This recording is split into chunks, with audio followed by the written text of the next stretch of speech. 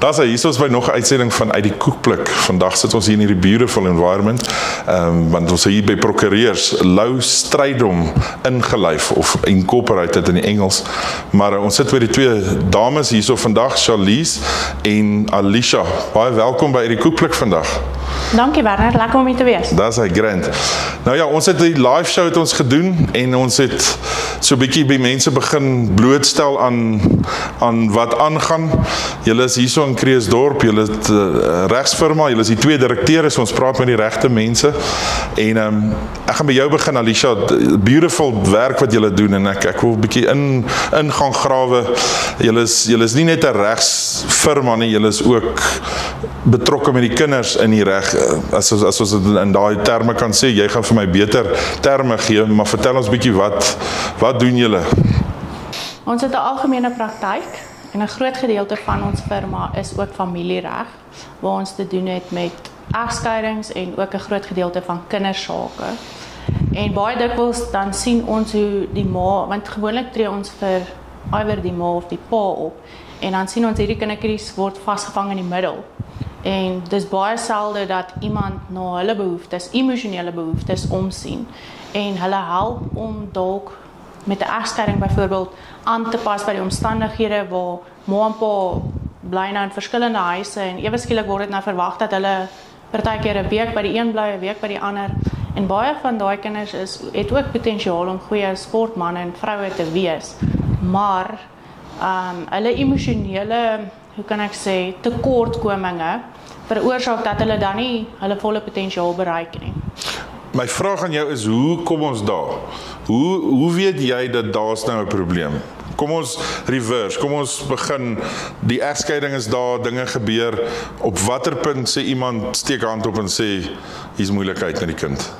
Wel, dit kom gewoonlik van die onderwysers af, want hulle is tog die persone wat dag tot dag met daai kind te doen het, en selfs afrigters. En dan word dit na die ouers toe relay, en hulle tree dan op. Maar baie dikwels dan sê die ouers, ag, weet jy wat, terapie, daar's so stigma wat klou aan terapie, dat hulle net sê, jy het dit nie nodig nie, gaan net aan. Jy sal hier oorkom. En dis dan nou waar julle werk eintlik dan nou begin, is die oomblik wat die dokumente nou op jou tafel is, dan trigger dit hierdie proses. Ja, kyk, dan sal ek ook met Charlize gesels en ons sal op die meriete van daai spesifieke saak, byvoorbeeld die kindsomstandighede en so meer, dan 'n besluit maak om te sê, okay, die gelde wat ons namens ons noem dit die therapy fund, ingesamel het, gaan ons nou daai geld aanwend om byvoorbeeld kind X te help om te gaan vir die nodige terapie. Okay. Kom na jou toe, Charlize. Soos Alicia nou sê, nou is die dokumentasie daar en die proses kan begin.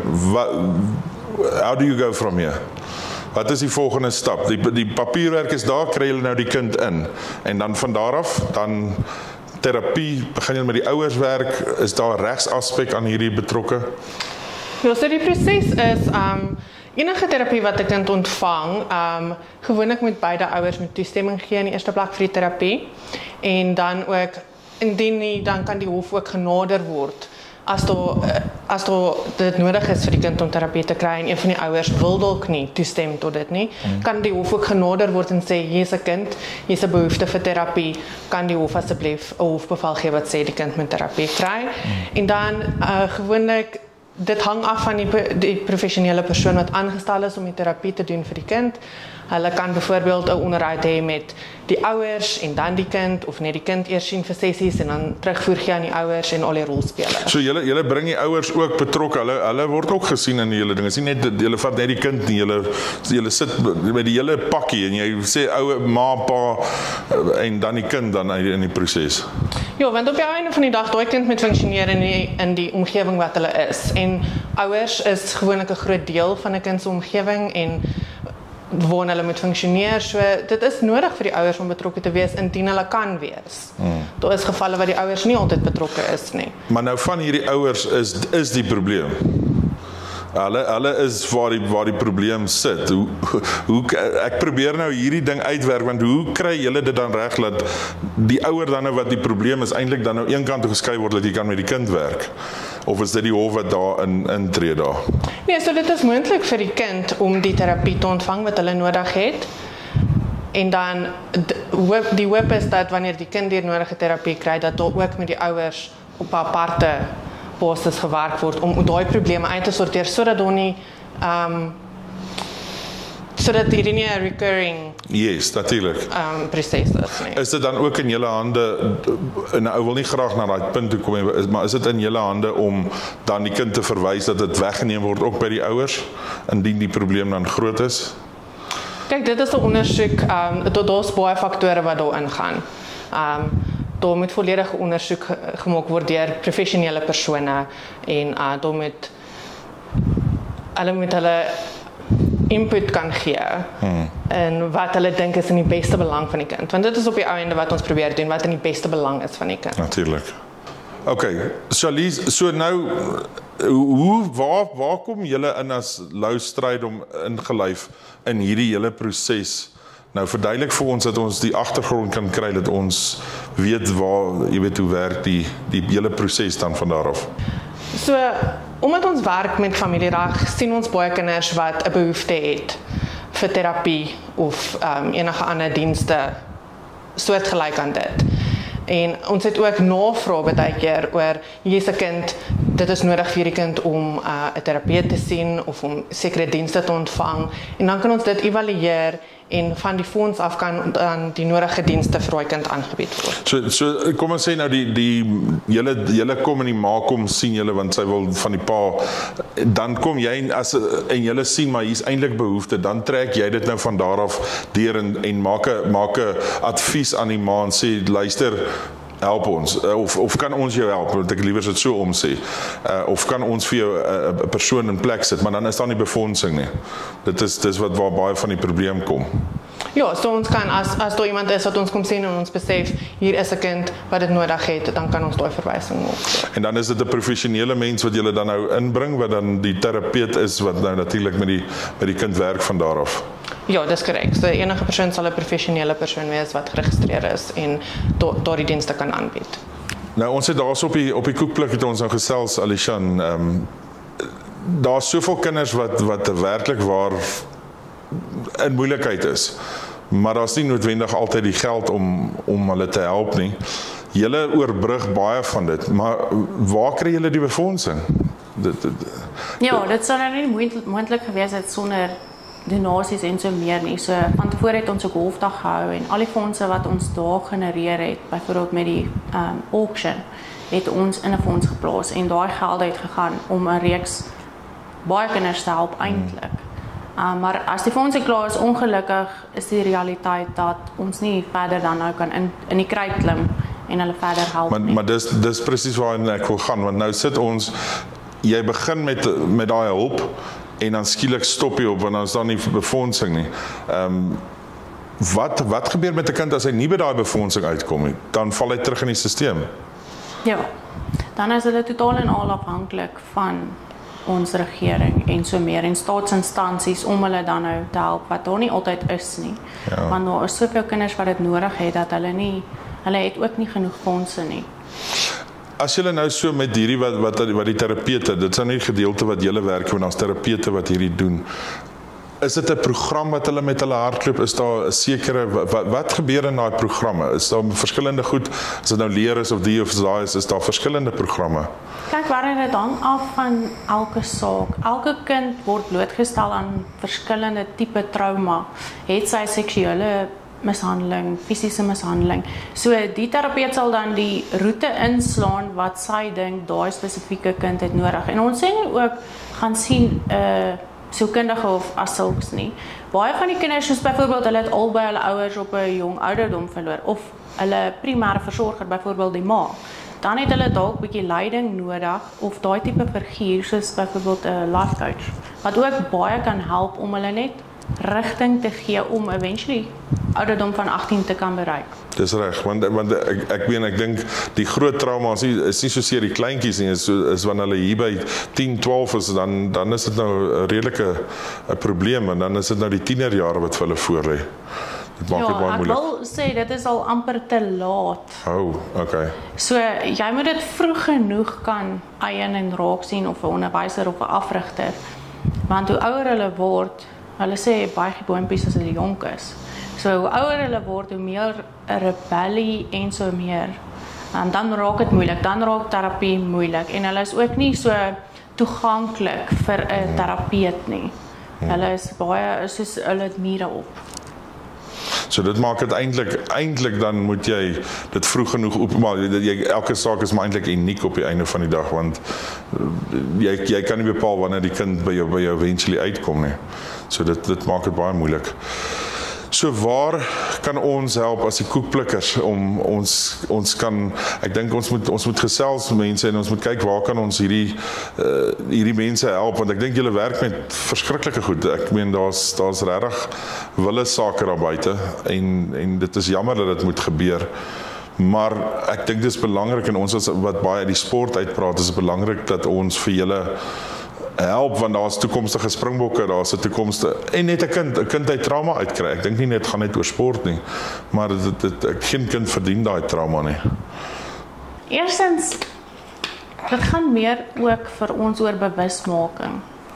Ek dink nie ouers besef altyd hoe nodig 'n terapie sessie is, of enigstens hulp van buite nie, want soos ek nou ook gesê het, daar's 'n geneigtheid om te sê, my kind is okay. Hoeveel selfmoorde onder kinders het ons nou al in die afgelope, kom ons sê 2 jaar gesien. Dit was nogal baie gewees. Bewusmaking is 'n groot ding, maar natuurlik as mense wil geld skenk, is dit ook altyd welkom. Hulle weet nie altyd hoe om die kinders te help nie, soos dis waar ons inkom om te sê, okay, ons sal die geld aanwend om terapie of medikasie of wat ook al die geval is van daai spesifieke kind of kinders. Soos wat die bewusmaking daar is en daar befondsing nou is, die gelde wat as mense dit wil oorplaas, daar is 'n trustrekening, is nie net sommer net 'n rekening en almal gaan aan nie. Julle kyk mooi agter die geld, so die mense hoef nie te bekommer nie. Ja, daar's 'n spesifieke fonds, die gelde word daar inbetaal, dit word geadministreer en daar's geen kommer oor. Ons kan ook wys waar jy in hierdie fondse gaan as enigiemand. 100%. So dit is 'n baie clear cut vir mense. Hulle kan sien daai geld word nie op iets anders afgespeel nie. Dit word deur julle gebruik daarso. Ja, so daar's baie streng reëls oor hoe dit toegepas word. Daar's 'n aansoekproses en hoe dit dan vir die verskeie rolspelers betaal word. Ja, so ons gaan hulle details gaan ons op die program sit, laat julle kan kyk daarna, hulle help, laat ons sien waar kan ons help en like en share hulle goed. Dit is amazing wat hierdie vrouens doen. Dankie vir jou Charlize dat jy hierdie goeders doen. Ek dink dit is 'n groot hart, en vir jou Kalisha, ek dink daar's baie meer agter die skerm as wat 'n ou regtig besef. Mense kom sit in die mooi kantore, maar daar's baie fighterry, en ek dink 'n mens se emosie is baie keer baie betrokke. Ek weet nie hoe julle emosie inhou nie, maar ek dink 'n ou word seker baie keer 'n bietjie kwaad vir hoe mense dinge doen. Dit is moeilik baie keer om te sien van die omstandighede waar kinders is en so, maar ons weet wat ons werk daarin is en hoe ons kan bydra om op die ou einde 'n beter situasie te gee vir alle lede van die gesin waar ons betrokke is. Ja. So Alicia, gee vir ons so voorbeelde. Obviously vryf bietjie die name uit. Laat ons net 'n scenario skep. Gee vir ons net so, laat ons net agter dit agterkom. Okay, so die laaste versoek wat oor ons tafel gekom het, is byvoorbeeld, die versoek het gekom van 'n ouma, maar sy het 3 kinders kies.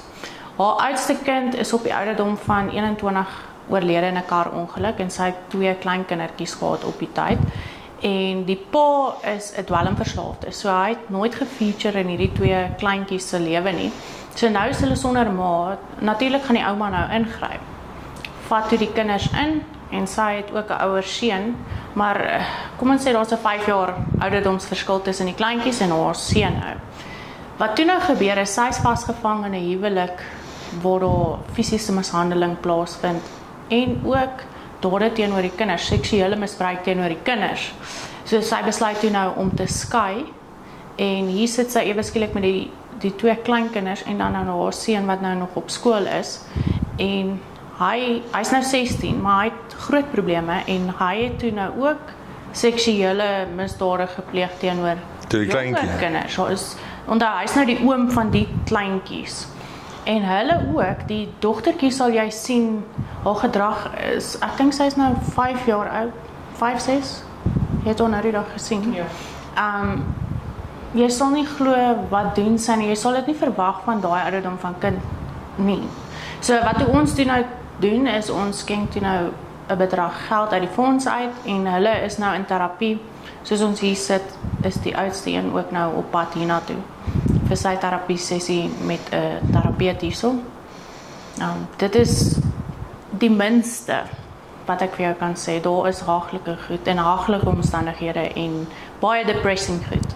Jo, julle werk met baie tawe sake en ek meen dit is vir I'll take my hat off to you vir dit en dit is en ek dink daai befondsing, ek meen as ek net vat 'n normale huishouding se budget is dit alreeds rof. Ek wil nie eens dink die oomblik wat jy een of ander konsentrasie ding of een of ander terapie, dink dis 'n duur proses om daai kind te probeer red. Dit is so en in hierdie scenario wat ek nou verduidelik het. Nou moet jy onthou, die ouma gaan deur 'n egskeiding. Die ma van die kinders is reeds oorlede. Daar is nie onderhoud van die pa se kant af kom nie. So nou sit sy met nog 2 kleintjies in haar huis wat sy moet onderhou. En sy haarself het beperkte fondse en dis die motivering gewees vir haar versoek. Want sy het gesien hier's probleme met die kinders en sy wil hulle graag help. Natuurlik, dis haar kinders. Sure. Ek wil vir julle twee sê, ek het in my koekblik oomblik is altyd aan die einde van 'n program en dit is my refleksie op wat aangaan. Nou, as ek seker in die normale wêreld wil sê, dan gaan ek sê, unfortunately the world is sick, maar ek wil dit omdraai en ek wil dit liewer op julle plaas en ek wil sê, ek haal my hoed af vir julle vir wat julle bereid is om te doen en ek meen, ek dink die normale prokureur kan net gaan en gaan huise verkoop en die huise se registrasies doen. Maar dit wat julle doen is, you guys get your hands dirty. En vir dit wil ek julle salute, want ek dink dit is 'n baie tawwe industry. En ja, well done vir wat julle doen, maar dankie vir wat julle doen en dankie vir wat julle vir ons almal daar buite beteken. So dis my koekblik oomblik vir julle. I salute you guys. Well done. Ek gaan op die program gaan ons al hierdie goeders opsit. Asseblief mense raak betrokke. As julle nie het nie, gaan op my website. Ons gaan hulle link daarso ook opsit. As julle self deur probleme gaan, as daar self plekke is waar daar krap plekke is, asseblief ons kan julle in kontak sit met die mense en hulle kan julle ook help en laat ons probeer. Let's try and make the world a little bit better. Uit die koekblik.